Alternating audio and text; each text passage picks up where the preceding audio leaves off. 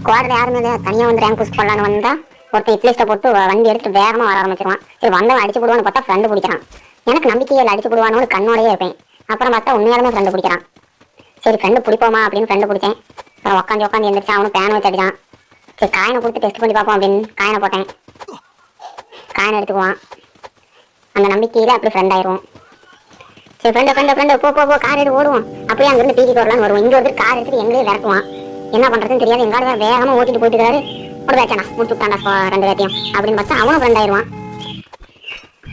ரெண்டு ஆனால் ட்விஸ்ட் இருக்குது காய்ஸ். கடைசி வரைக்கும் பாருங்க, ரெண்டு பேர் சேர்ந்து பண்ணுற வேலையை மட்டும் முழுசா பாருங்க. போச்சுனாக்கு வந்தால் இங்கே ஒருத்த வண்டிக்காரன் அவனையும் ஃப்ரெண்டு பிடிச்சிருவானுங்க. நம்ம பாருங்க ஃப்ரெண்டு பிடிக்கிறதுல இப்போ நம்ம அடிச்சுக்க முடியாத பேசாமல் நீங்கள் நேரம் ஸ்குவாட் செட் பண்ணிடலாம்.